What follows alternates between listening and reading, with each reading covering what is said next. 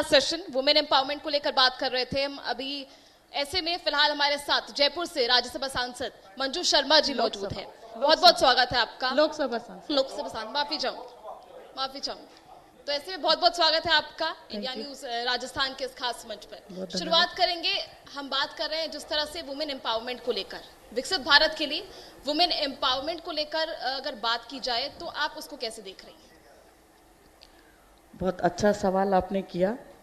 हो सकता है महिला होने के नाते ये सवाल आपने रखा होगा, लेकिन हमारे देश में तो महिलाएं पहले से बहुत एम्पावर है। हमारी सनातन संस्कृति में महिलाओं को जितनी पावर दे रखी है और कहीं भी नहीं है। लेकिन फिर भी ये सवाल आज के परिप्रेक्ष्य में आपने जाना है तो महिलाओं को एम्पावर करने के लिए हम हमारे प्रधानमंत्री नरेंद्र भाई मोदी जी का बहुत आभार प्रकट करते हैं कि उन्होंने जब से सत्ता संभाली है कोई क्षेत्र ऐसा नहीं है जिसमें महिलाओं को आगे लाने का काम नहीं किया हो।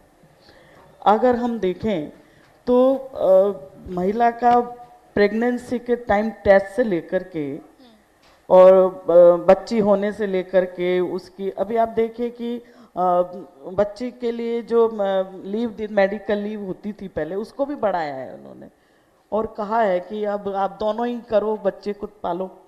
तो एक तरीके से मैं इसको भी महिला एम्पावरमेंट के उसमें गिनती हूँ। हजारों करोड़ों लाख उन्होंने खाते खुलवाए महिलाओं को एम्पावर करने के लिए। खाली वैसे शक्ति नहीं दी उन्होंने। हमारे समाज में ज़्यादा ये माना जाता है कि महिलाएं जो आर्थिक दृष्टि से कहीं कहीं कमज़ोर मानी जाती हैं, तो उनको सशक्त करने के लिए ऐसे नीचे एकदम नीचे वाले तबके से ला करके उन्होंने हजारों महिलाओं के खाते खुलवाए। जो महिलाएं कभी ये नहीं सोच सकती थी, जिन्होंने कभी ये नहीं जाना कि बैंक कैसा होता है, बैंक में क्या होता है, तो वो उनको वहाँ से लेकर सशक्त किया।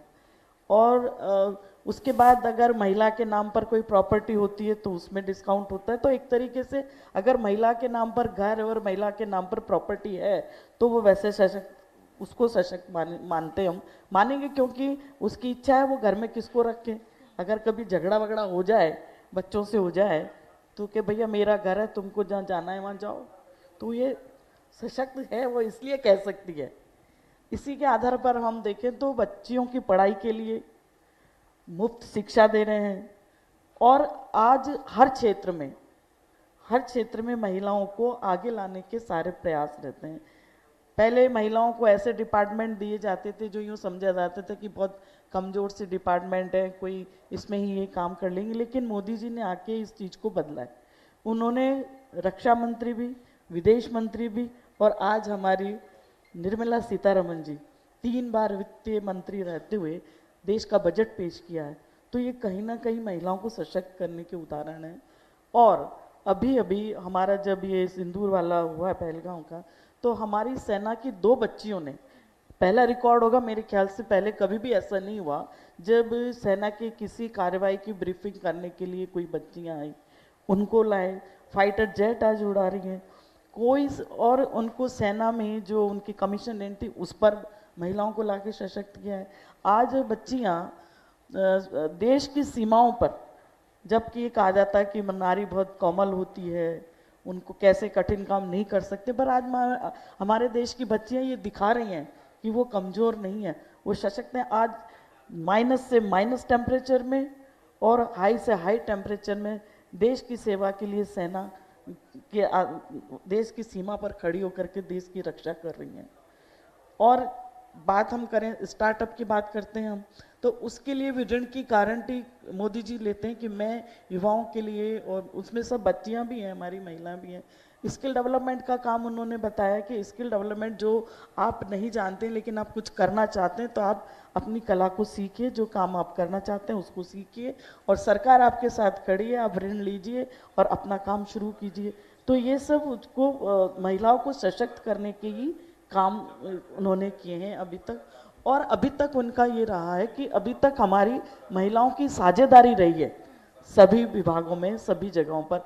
लेकिन हमारे आदरणीय प्रधानमंत्री जी का कहना है कि साझेदारी ठीक है, साझेदारी हो गई है, लेकिन अब भागीदारी करनी है। तो भागीदारी करने के लिए महिलाओं को उस जगह पर भी रहना है जहाँ देश के लिए नीतियाँ बनती है, जनता के लिए योजनाएं बनती हैं और कानून बनता है देश के लिए। तो उन्होंने कहा कि 33% महिलाओं को विधानसभा और लोकसभा में आरक्षण देकर के उनकी वहाँ भी भागीदारी को पूरा करके और महिलाओं को उस क्षेत्र तक सशक्त बनाने की बात उन्होंने करी है। और आज हम देखते हैं तो महिला के नाते हमारे देश की राष्ट्रपति हमारी महिला हैं। तो कोई भी क्षेत्र महिलाओं को आगे बढ़ाने का हमारे प्रधानमंत्री जी ने छोड़ा नहीं है। अनेकों अनेक योजनाओं के साथ में पहले दिन से जब से वो बने, शौचालय से लेकर के किसी ने नहीं सोचा आज तक, लाखों करोड़ों शौचालय बन गए। आवास योजना के माध्यम से महिलाओं को आवास, हर तरीके से सशक्त करने का काम प्रधानमंत्री जी ने किया है। ठीक है, हर क्षेत्र में हम भागीदारी की बात कर रहे हैं, राजनीति की भी बात कर रहे हैं, उसमें भी भागीदारी काफी ज्यादा बड़ी है, लेकिन फिर भी बहुत सारी चुनौतियां अभी भी बाकी हैं। वो चुनौतियां आप क्या समझती हैं? कौन सी चुनौती? कई चुनौतियां हैं। अभी संशोधन पास नहीं हो पाया, परिसीमन को लेकर विपक्ष ने सही बात, सही प्रश्न किया आपने। भारतीय जनता पार्टी के साथ वाले सारे दल चाहते थे कि ये 33% बिल पास हो जाए, लेकिन हमारे जो बहुत, जिनकी तो पूरी पार्टी महिला चला रही है, जिनकी महिला प्रधानमंत्री रह चुकी हैं, वो चाहते ही नहीं है कि महिलाओं को आगे लाया जाए। उन्होंने भरपूर उसका विरोध किया, इसलिए ये बिल इस बार पास नहीं हुआ। क्योंकि कानून लागू करने के लिए आपको पता है जो प्रक्रिया है वो चलेगी, लेकिन जो महिलाओं के पक्ष में नहीं है, जो महिलाओं को आगे देखना नहीं चाहते, सिर्फ अपने परिवार की 2 महिलाओं को, 3 महिलाओं को अगर देखना चाहते हैं तो उन्होंने वो सपोर्ट किया नहीं। लेकिन मुझे ये लगता है कि हमारे प्रधानमंत्री जी जो बात एक बार उठा लेते हैं उसको पूरा करके रहते हैं। और मैं समझती हूँ कि इस बार वाला जो होगा हमारा सेशन हो सकता है, और आप देखेंगे कि 33%।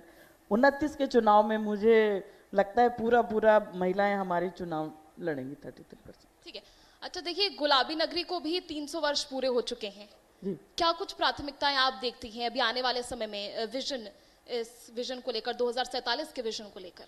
बिल्कुल, 2047 के विजन को लेकर हमारे प्रधानमंत्री जी बहुत वो हैं, और हमारे साथ ही साथ हमारे प्रदेश के मुखिया भजन लाल जी, मुख्यमंत्री जी भी बहुत है कि और जयपुर के 300 वर्ष मनाएंगे हम, इतनी धूमधाम से मनेगा, सभी लोग तैयार हैं। और सबके मन में बड़ी खुशी है कि किसी शहर का 300वां स्थापना दिवस हम मनाने जा रहे हैं।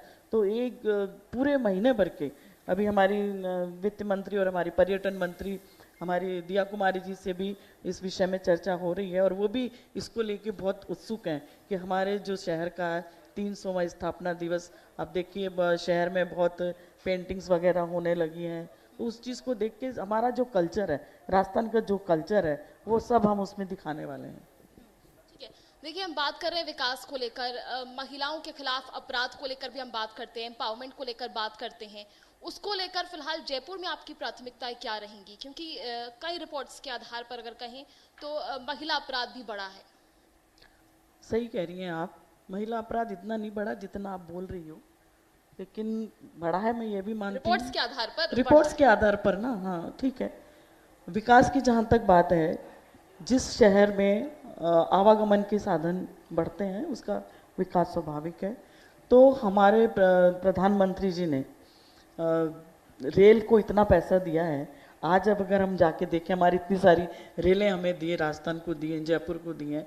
आप देखें स्टेशन हमारे, कभी आप नहीं गई हो तो जरूर जाके देखिए, गांधीनगर स्टेशन इतना सुंदर और इतना बड़ा बन रहा है कि आप जाएंगी, कोई लोग जो कभी विदेशों में जाके कहते थे, सोचते थे कि ऐसा हमारे यहाँ भी हो, वो देखने मिलेगा पूरी हमारी संस्कृति के साथ। और पूरे राजस्थान में रेल मंत्रालय ने सब जगह स्टेशन इतने सुंदर बनाए हैं, और वहाँ की जो लोकल थीम है उसको लेकर के बनाए हैं। हमारा जयपुर के स्टेशन, हमारा ये खातीपुरा वाला स्टेशन, तीनों स्टेशन इतने सुंदर बन रहे हैं। और अभी खातीपुरा वाले स्टेशन पे तो वो एक और अलग से उन्होंने बनाया जिसमें ट्रेनों का, डिब्बों का उनका रख रखाव की बात है। तो जब ऐसे प्रोजेक्ट आते हैं तो ऑब्वियस है कि वहाँ उनको नौकरी भी लोगों को मिलती है। विकसित जब लोग आते हैं तो उसके विकास के कारण ही आते हैं। सो विकसित में जयपुर के विकास में अभी हमारे डेटा सेंटर भी आ रहा है, तो नई विरासत के साथ, नई टेक्नोलॉजी के साथ हम लोग जयपुर को लेके आगे बढ़ रहे हैं। और महिला सुरक्षा को लेकर क्या कर रही है बिल्कुल, सरकार? महिला सुरक्षा को लेकर के हमारे बहुत सारे अभी जैसे निर्भया को स्क्वाड है, कालीबाई स्क्वाड है, हर कॉलेज और स्कूल के बाहर उनकी सुरक्षा के लिए रहते हैं। और नंबर हैं जो उनको वो एक नंबर है, टोल फ्री नंबर है जिस पे हम बात करते हैं तो तुरंत हमारे पुलिस वाले जाकर के वहाँ सहायता करते हैं, महिलाएं को देखते हैं। ठीक है, देखिए आगे बात करेंगे, हम विकास को लेकर बात कर रहे हैं। अगर आपकी जर्नी को लेकर मैं बात करूं, युवा राजनीति में आना चाहता है, युवा भी आगे राजनीति में अपने आप को देखता है, आप उनको क्या सलाह देना चाहेंगी अपने पूरे अनुभव के साथ? नहीं, बिल्कुल, हमारे तो प्रधानमंत्री जी ने युवाओं के लिए, हजार में युवाओं को तो उन्होंने ट्रेनिंग के लिए तैयार किया कि राजनीति में आए। लेकिन राजनीति में आके जिस लक्ष्य को लेकर के, राजनीति में लक्ष्य जनसेवा का होता है, मेरे से अगर आप पूछेंगे तो जनसेवा का लक्ष्य को लेकर के आए और राजनीति की तरह नहीं, जनसेवा की तरह लेकर के आए और जनसेवा का काम करें, करना ही चाहिए। सेकंड पीढ़ी को आना ही चाहिए, आएंगे, आज नहीं आएंगे कल आएंगे, आना चाहिए। और बहुत अच्छी बात है। संसद में आपका सबसे यादगार पल, अनुभव अगर आप साझा करना चाहें सभी के साथ? संसद में तो पहली बार जब गए, वो ये एक बहुत यादगार पल होता है कि कभी हम संसद देखने जाके ऊपर दर्शक दीर्घा में से बैठ करके देखते थे और आज हम खुद उसका हिस्सा हैं कि लोग दर्शक दीर्घ वहाँ से हमें देखते हैं। तो ये भी एक यादगार पल ही होता है पहली बार जब जाते हैं। उसके बाद प्रधानमंत्री जी के भाषण सुनने मिलते हैं और साथ में हमारे विपक्ष के नेता हैं राहुल जी, उनकी एक्टिंग देखने मिलती है हमको। तो बड़ा एक्टिंग कहूँगी मैं उनका, वास्तव में मतलब क्या वो कहाँ आते हैं, घूमने आते हैं, पार्लियामेंट में आते हैं, कुछ पार्लियामेंट का उनका डेकोरम नहीं है। मुझे लगता है कि ऐसे लोगों को तो पार्लियामेंट में जाके आने वाले युवाओं को ये संदेश नहीं देना चाहिए कि जो संसद है हमारी, जो इतना पवित्र मंदिर है जहाँ पर देश और दुनिया के हित की बातें और कानून बनते हैं, वहाँ पर इस तरीके का करना शोभा नहीं देता। ठीक है, देखिए विकास के मद्देनजर बहुत सारे बदलाव हो रहे हैं राजस्थान में, पिछले 2.5 वर्षों से कई बदलाव हुए हैं। ऐसे में एक बड़ा बदलाव अभी आपको करने का मौका मिले तो आप सबसे पहले, आपकी प्राथमिकता वो बड़ा बदलाव अभी फिलहाल क्या होगा? अभी फिलहाल बड़े बदलाव की अगर आप बात करें तो मैं यही कहना चाहूँगी, बच्चों से कहना चाहूँगी, यंगस्टर से, क्योंकि आज के ज़माने में जब हम देखते हैं, रोज़ अखबार पढ़ते हैं, तो बहुत मन कभी बहुत ख़राब होता है कि हमारे जो बच्चे हैं बहुत धैर्य उनका आजकल कम हो गया और धैर्य कम होने की वजह से छोटी छोटी बातों में डिप्रेशन में चले जाते हैं। कहीं अगर नंबर कम आ गए, किसी की दोस्ती टूट गई, कुछ चीज़ हमें नहीं मिली, पढ़ाई का प्रेशर हो गया, तो मैं ये कहना चाहूँगी बच्चों से कि जीवन में हमेशा ऐसे उतार चढ़ाव आते रहते हैं, लेकिन उतार चढ़ाव के साथ, समस्याओं के साथ, तनाव के साथ फेस करना चाहिए। थोड़े समय बाद चीज़ें ठीक हो जाती हैं, उस पल का, उस क्षण का इंतज़ार करना चाहिए बजाय कोई गलत कदम उठाने। और अभी तो मैं जो मोस्ट एक चल रहा है, मैं आपके चैनल के माध्यम से भी कहना चाहती हूँ कि जो नशे में जो हमारा युवा जा रहा है उसको कहीं ना कहीं रोकने की आवश्यकता है।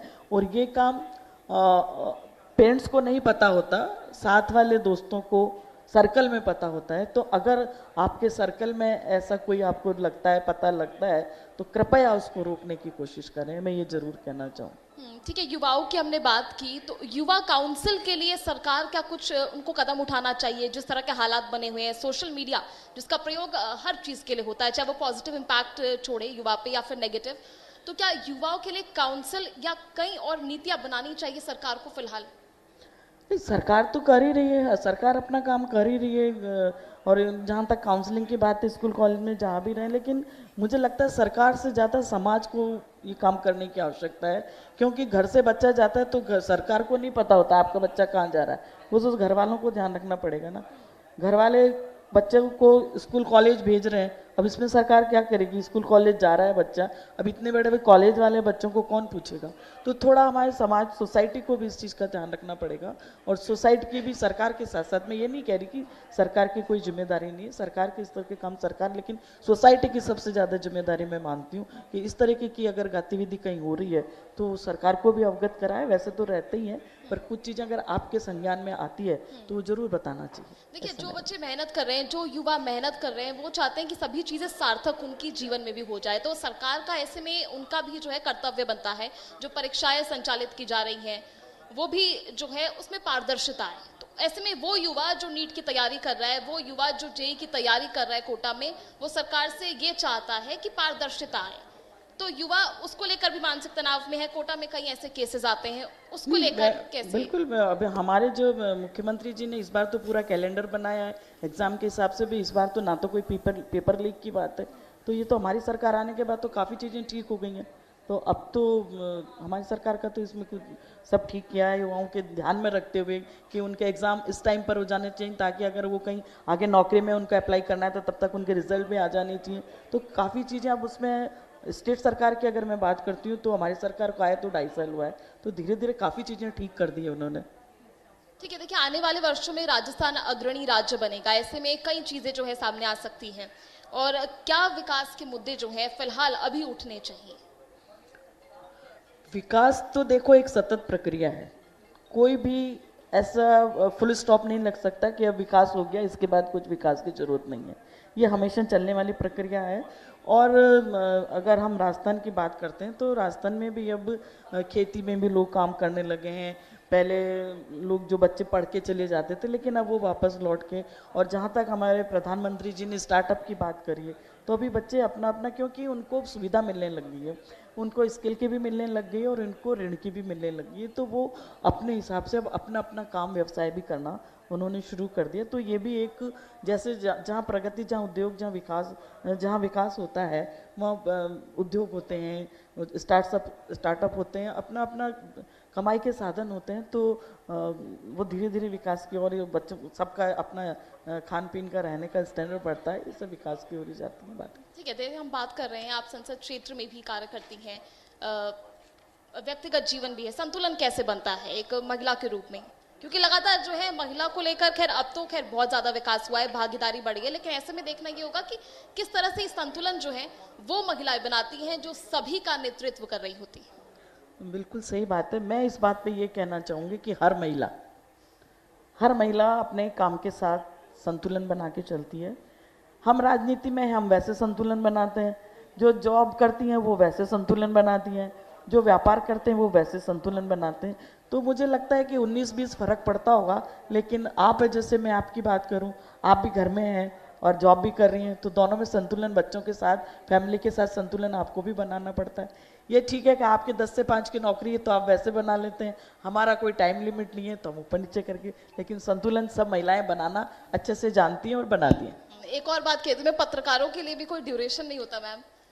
जिस तरह से पत्रकार जो सामने आते हैं उनके लिए कोई ड्यूरेशन नहीं होता, सुबह से लेकर शाम तक जो खबरें हैं वो चलती रहती हैं। तो ऐसे में सभी के लिए यह संतुलन बनाना जो है, महिलाएं जो आगे चलकर निकल कर आ रही हैं, सभी के लिए संतुलन बनाना उतना ही जो है महत्वपूर्ण माना जाता है। खैर आगे बात करें, इस सेशन में हमने महिलाओं की भागीदारी की बात की और समय को लेकर बात की, किस तरह से डिजिटल जो चीजें हैं वो सामने आ रही है, उसको आप कैसे देखती हैं? जयपुर में इंफ्रास्ट्रक्चर को लेकर, डिजिटलाइजेशन को लेकर, वो आप कैसे देख रही हैं? बिल्कुल, प्रधानमंत्री जी ने जब से आए हैं, और सभी का, मैं तो दोनों स्टेट बात करती हूँ, सब्जी वाली भी डिजिटल पेमेंट कर रही है आज, वो भी करती है। और आज हम लोग भी जो आईटी में काम करते हैं बच्चे, सारा का सारा डिजिटल पर है, इससे पारदर्शिता भी रही है और सुरक्षा भी है। हाथ में पैसा होता नहीं, डिजिटल पेमेंट हो जाता है, आपको घूमने फिरने जाने में भी मजा, एक कार्ड ले गए और चले गए, कोई जोखिम नहीं रहता। और सोशल मीडिया का इसमें बहुत ज़्यादा उपयोग है, वो अच्छे में भी है, और दोनों, उस चीज़ के दोनों पहलू हैं, अच्छा भी है खराब भी है, वो आप भी जानते हैं। पर्यटन के लिहाज से देखें, क्योंकि जयपुर पर्यटन के लिहाज से काफी ज्यादा आगे पहले भी था, अभी भी है, विविधता है राजस्थान में, जयपुर में, उसको कैसे देख रही हैं? आगे आने वाले समय में वो और कैसे आगे बढ़ाने के लिए एक सोच, क्या परिकल्पना? बिल्कुल, पर्यटन में हमारा जयपुर नंबर 1 है। आज हम अगर दुनिया का नक्शा खोल के देखें तो जयपुर के नाम से ही सब जानते हैं, बताना जरूरत नहीं है। हमारे यहाँ सुंदर सुंदर महल हैं, सुंदर सुंदर हमारे यहाँ हवेलियाँ हैं, और पर्यटन के इतने हमारे यहाँ, क्योंकि जो हमारे यहाँ है, हमारे यहाँ जो हमारे राजस्थान में है, हमारे जयपुर में है, वो दुनिया में और कहीं देखने को नहीं मिलता है। और जयपुर तो गुलाबी नगरी के नाते, और किले हमारे आमेर का महल है, हमारी सिटी पैलेस है, और हमारे बहुत से मोमेंट से हमारे गोविंद देव जी का मंदिर भी लोग देखते हैं, अभी हमारे गलता जी को भी देखने आ रहे हैं। और अब हमारे यहाँ हमारे गढ़ गणेश जी का मंदिर है, वहाँ भी चढ़ने के लिए अभी हम जो सीढ़ियाँ वीडियाँ थी उनको करके अभी हमारे रोप वे स्टार्ट हो रहा है। तो आगे आने वाले समय में भी, और जो हमारी कलाकृतियाँ, हमारा जो आर्टिजन्स है जयपुर वाला, जो हमारी बंधेज है और जो हमारा खान पान है हमारे यहाँ का, हमारे बगरू की और सांगनेरी प्रिंट के कपड़े हैं, ये भी पूरे दुनिया में बहुत प्रसिद्ध हैं। उसको भी लेने, और हमारा कलर स्टोन है यहाँ पर, उसको भी लेने देखने, और हमारे महल हवेलियाँ ये सब देखने लोग आते हैं। और हमेशा जैसा स्वभाव रहा है यहाँ का, अतिथि देवो भव है, यहाँ के लोग बड़े प्रेम से स्वागत करते हैं और पर्यटक यहाँ बहुत खुश होके जाते हैं। ठीक है, ऐसे में देखिए एक सवाल मैं आपसे पूछना चाहूंगी कि अगर आप अभी फिलहाल राजनीति के क्षेत्र में ना होती तो किस क्षेत्र का चुनाव आपने किया होता? मैं पायलट होती अगर राजनीति में नहीं होती तो। देखिए ऐसे में फिलहाल महिलाएं जो हैं आगे आ रही हैं, महिलाओं को लेकर कई सवाल मैं आपसे पूछ रही हूँ, और ऐसे में जिस तरह से महिलाएं आजकल उभर कर सामने आ रही हैं, आने वाले समय में शिक्षा का क्षेत्र हो या किसी भी क्षेत्र में हम बात करें तो किस तरह से महिलाओं के आगे आने के लिए क्या कुछ चीज़ें और ज़रूरत है? ये सिर्फ महिलाओं के लिए नहीं, वो युवा महिलाएं, वो जो युवतियाँ हैं वो आगे पढ़ रही हैं, फिलहाल उनको क्या ज़रूरत है जो अभी सरकार को देना बहुत ज़रूरी है? अपने टैलेंट से ही आगे आते हैं राजनीति में, और अपने क्षेत्र में भी टैलेंट सबसे ज़्यादा जो उनकी जो भी उन्होंने अचीव करना है, जो उन्होंने अपना गोल बनाया है, उसके लिए डेडिकेट होकर काम करें और अपना गोल को प्राप्त करें। चलिए ठीक है, बहुत बहुत शुक्रिया। मंजू शर्मा जी को हम सुन रहे थे, किस तरह से उन्होंने सभी सवालों के जवाब अपनी दीप्ता से दिए। Thank you so much ma'am. Manju Sharma ji, आपसे निवेदन करूंगा प्लीज आप मैम मंच पर आएं, और Rakesh Sharma ji India ITV network के मैनेजिंग एडिटर प्लीज मंच पर आएं सर, और मंजू जी का सम्मान करें मोमेंटो देकर। जोरदार तालियां।